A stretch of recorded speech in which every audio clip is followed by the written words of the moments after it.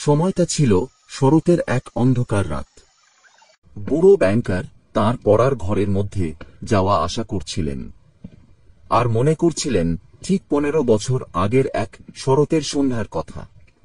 সেই দিন সন্ধ্যায় তিনি একটা পার্টি দিয়েছিলেন। অনেক জায়গা থেকে অনেক জ্ঞানীগুণী মানুষের ভিড় হয়েছিল সেদিন।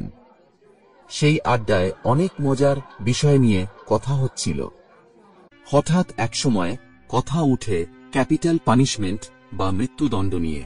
অতিথিদের মধ্যে বেশিরভাগই ছিলেন এর বিপক্ষে।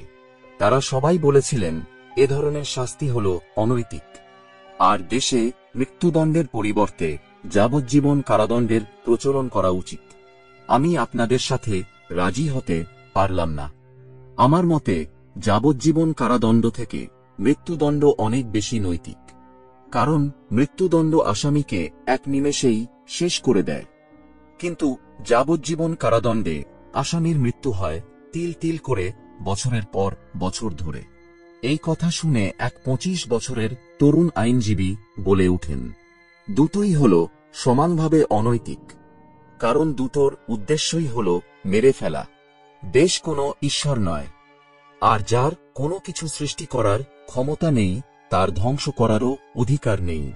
কিন্তু তাও আমাকে যদি মৃত্যুদণ্ড আর যাবজ্জীবন কারাদণ্ডের মধ্যে একটিকে বেছে নিতে হয়, তাহলে আমি যাবজ্জীবন কারাদণ্ডকেই বেছে নেব, কারণ একেবারে মরে যাবার চেয়ে কোনোভাবে বেঁচে থাকা অনেক ভালো। আমি এটা কোনোভাবেই মানতে পারলাম না। 2 মিলিয়ন টাকা আমি বাজি রাখতে পারি, যদি আপনি একা এরকম কোনো নির্জন বাড়িতে 5 বছর পর্যন্ত থাকতে পারেন। আপনি যদি সত্যি 2 মিলিয়ন রুবেল বাজি ধরতেই চান, তাহলে আমিও রাজি। আর এর জন্য আমি শুধু 5 বছর নয়, 15 বছরের জন্য বন্দী থাকতে রাজি আছি। এভাবেই সকলের উপস্থিতিতে এই যুক্তিহীন বাজি গ্রহণ করা হল। সেই সময় ব্যাংকার অঢেল টাকার অহংকারে সঙ্গে সঙ্গে এই শর্তে রাজি হয়ে গেলেন। তবুও তিনি শেষবারের মতো যুবকটিকে সাবধান করে দিতে চাইলেন, এখনো সময় আছে, ভালোভাবে একবার ভেবে দেখে নাও। আমার কাছে এই 2 মিলিয়ন কিছুই না, কিন্তু তুমি তোমার মূল্যবান 3 কিংবা 4টি বছর হারিয়ে ফেলবে, কারণ আমি মনে করি তুমি এর থেকে বেশি সময় ওখানে টিকতেই পারবে না। আর আজ এখন হাঁটতে হাঁটতে ব্যাংকার মনে মনে ভাবতে লাগলেন, আচ্ছা, সেই বাজির উদ্দেশ্য আসলে কি ছিল? এতে কি আদৌ প্রমাণ হতো যে মৃত্যুদণ্ড আসলে কারাদণ্ডের থেকে ভালো নাকি খারাপ? এতে শুধু সেই তরুণের 15টি বছর নষ্ট করা হতো, আর আমার 2 মিলিয়ন টাকা ছুঁড়ে ফেলে দেওয়া হতো। আসলে সম্পূর্ণ ব্যাপারটাই ছিল এক অর্থহীন পাগলামি। এরপর তিনি আবার মনে করতে লাগলেন সেই সন্ধ্যার পরবর্তী ঘটনাগুলি। এই বাজিতে ঠিক করা হয়েছিল সেই যুবক সেই ব্যাংকারেরই বাগানের এক বাড়িতে অত্যন্ত কঠোর পর্যবেক্ষণে পার করবেন তার নির্জন বছরগুলো। এই 15 বছরের মধ্যে তিনি কখনো সেই বাড়ির চৌকাঠ পেরুতে পারবেন না, কারো সাথে দেখা করতে পারবেন না, কারো কণ্ঠস্বর শুনতে পারবেন না, কোনো চিঠি এমনকি খবরের কাগজও পড়তে পারবেন না। তবে তিনি চাইলে তাকে যে কোনো বই বা বাদ্যযন্ত্র দেওয়া হবে।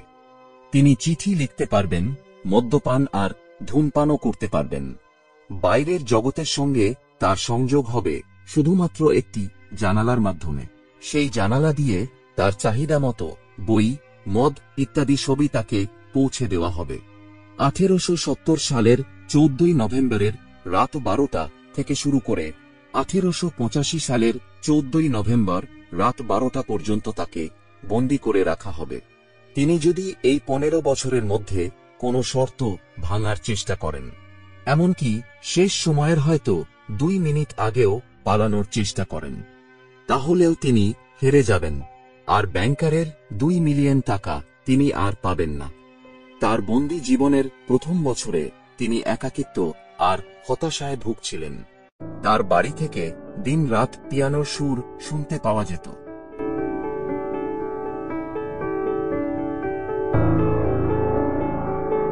তিনি মদ কিংবা ধূমপানে বিরত ছিলেন, কারণ তিনি মনে করতেন এগুলো ছিল স্বাস্থ্যের জন্য খারাপ। এই সময় তিনি কিছু ভালোবাসা সংক্রান্ত উপন্যাস এবং মজার মজার গল্পের কিছু বই পড়েছিলেন।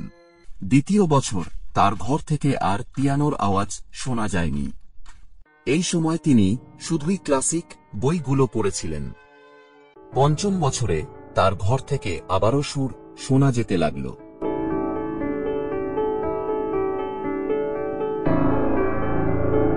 এই সময় তিনি খাবার খেতেন, মদ পান করতেন আর শুয়ে থাকতেন। তিনি কোনো বই পড়তেন না। কখনো হয়তো রাতে লিখতে বসতেন, ঘন্টার পর ঘন্টা লিখেই যেতেন, আর সকাল হলেই নিজেই সেগুলো ছিঁড়ে টুকরো টুকরো করতেন। মাঝে মাঝে তাকে কাঁদতেও শোনা যেত।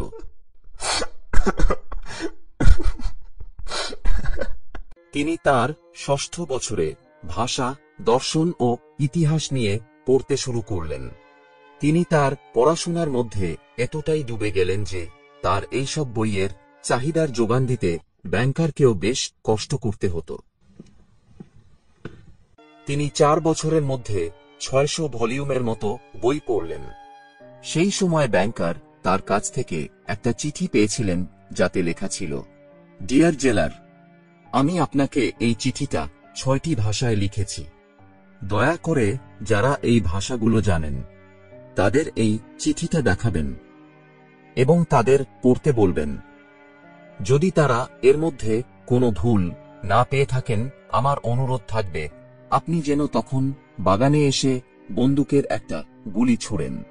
সেই গুলির শব্দ শুনলে আমি বুঝতে পারব আমার এতদিনের কষ্ট বিফলে যায়নি। 10ম বছর শেষে যুবকটি 600 ভলিউমের ধর্মীয় গসপেল 1 বছরের মধ্যে পড়ে শেষ করে ব্যাংকারকে অবাক করে দিলেন। গসপেল শেষ হলে তিনি ধর্মতত্ত্ব আর ধর্মীয় ইতিহাস নিয়ে পড়লেন। তার বন্দী জীবনের শেষ 2 বছর তিনি কোনো রকম বাছবিচার ছাড়াই অজস্র পরিমাণ বই পড়ে গেলেন। কোনো সময় হয়তো তাকে দেখা গেল বিজ্ঞান নিয়ে পড়তে, আবার তারপরেই হয়তো তিনি চেয়ে বসলেন বায়রন অথবা শেক্সপিয়ার। এই সময় তিনি রসায়ন, ঔষধ বানাবার বই, উপন্যাস ও দর্শন পড়ে ফেলেন। বুড়ো ব্যাংকার এখন ভাবতে লাগলেন, আগামীকাল 12টায় সে বেরিয়ে আসবে। চুক্তি অনুযায়ী আমাকে দিতে হবে 2 মিলিয়ন টাকা, আর এতগুলো টাকা চলে গেলে আমি হয়ে পড়ব সর্বশান্ত। এই 15 বছরে ব্যাংকারের জীবনেও অনেক পরিবর্তন এসেছে। সে এখন আর আগের মতো নেই। স্টক এক্সচেঞ্জে ইনভেস্টমেন্ট ও তার খামখেয়ালি সিদ্ধান্ত তাকে এখন নিঃস্ব করে ফেলেছে। কালকে সে মুক্তি পেয়ে যাবে, আর আমাকে দিতে হবে 2 মিলিয়ন টাকা। তার বয়স খুব বেশি বললে 40 হবে। সে কালকে হয়ে যাবে 2 মিলিয়ন টাকার মালিক। তারপর সে বিয়ে করবে, জুয়া খেলবে, আর জীবনটাকে উপভোগ করবে। আর আমি ভিক্ষুকের মতো জীবন যাপন করব। এটা আমি কোনোভাবেই হতে দেব না। তাকে আজকে রাতে মরতেই হবে। ঘড়িতে 3টার ঘন্টা বাজল।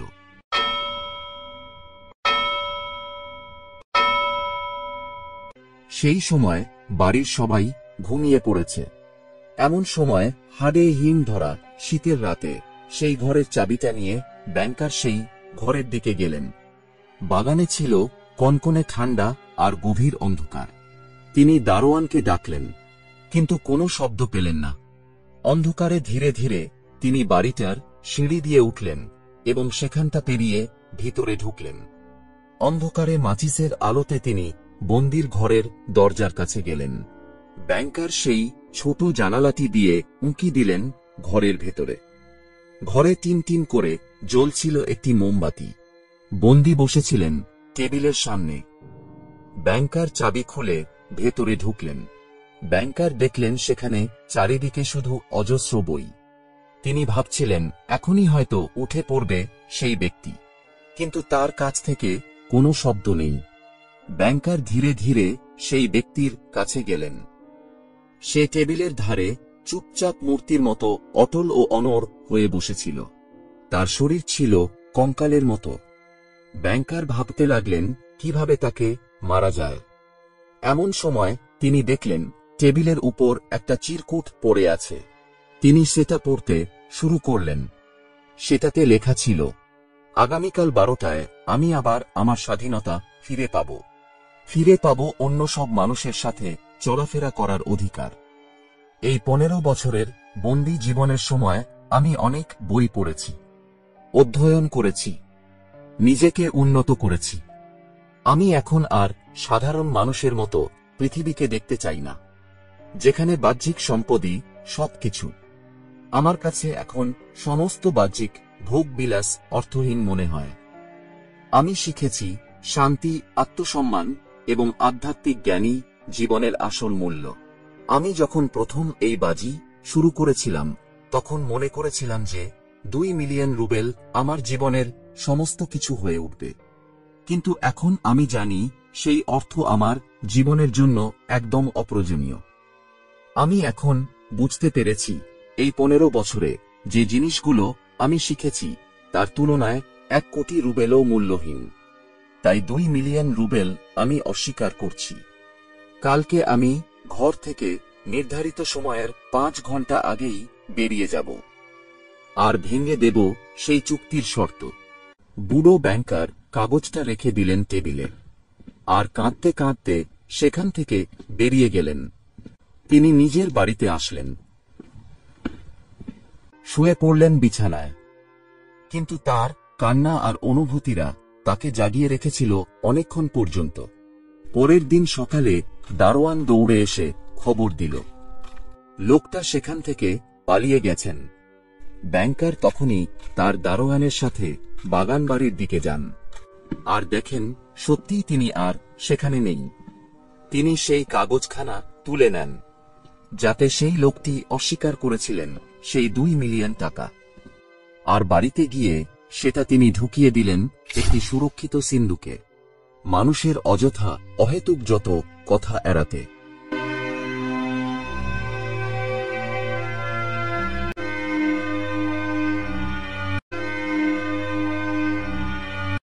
ইংরেজি সাহিত্যের এমন স্বাদ বাংলায় পেতে হলে চ্যানেলটিকে সাবস্ক্রাইব করে পরিবারের মেম্বার হয়ে যাও। Thank you so much and always remember, knowledge with sharing.